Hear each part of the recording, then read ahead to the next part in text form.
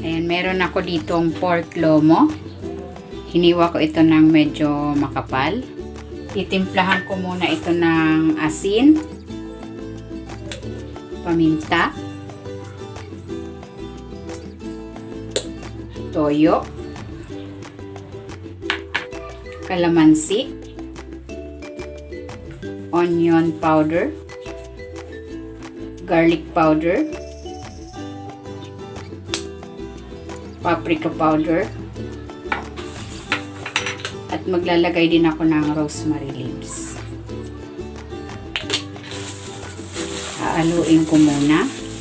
Habang hinahalo ko ito, kung hindi ka pa nakapag-subscribe sa aking channel, please subscribe at i-click mo na rin ang notification bell para lagi kang updated sa aking latest recipes.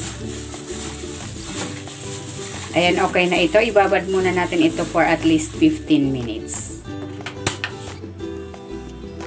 Maglalagay ako ng konting cooking oil. Ipan-grill ko muna itong pork.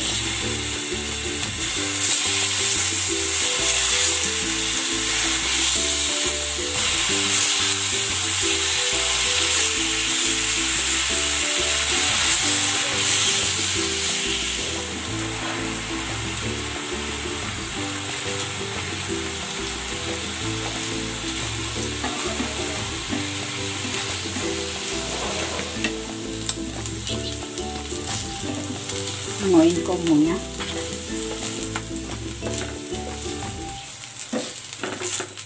Salang natin yung natitira pa natin pork.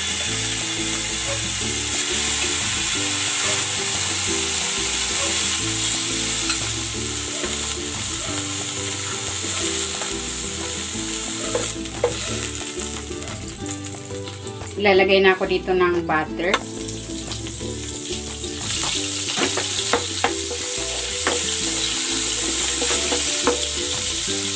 Igigisa ko na tong bawang. Gagawin na natin yung gravy. Ilagay ko na rin tong sibuyas.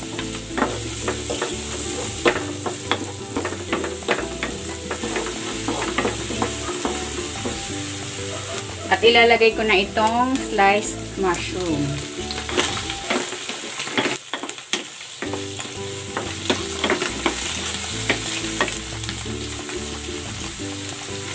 Season natin ito with salt, pepper, at maglalagay ako ng rosemary leaves.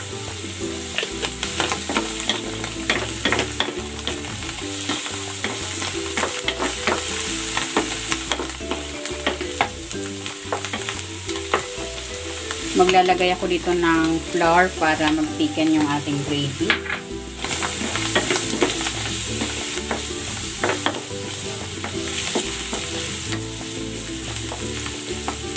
Ilalagay ko na dito itong brine ng mushroom at maglalagay ako ng tubig.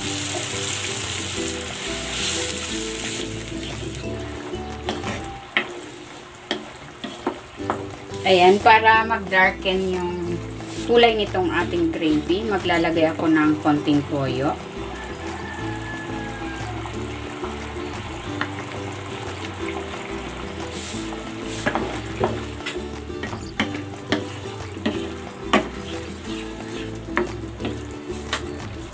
Para masarap, maglalagay ako ng Worcestershire sauce.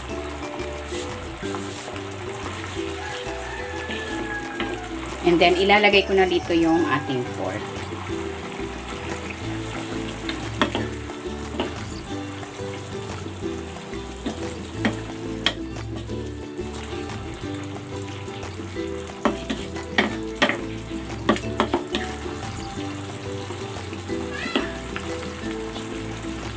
Ayan, luto na itong ating pork with mushroom. Hanguin na natin ito.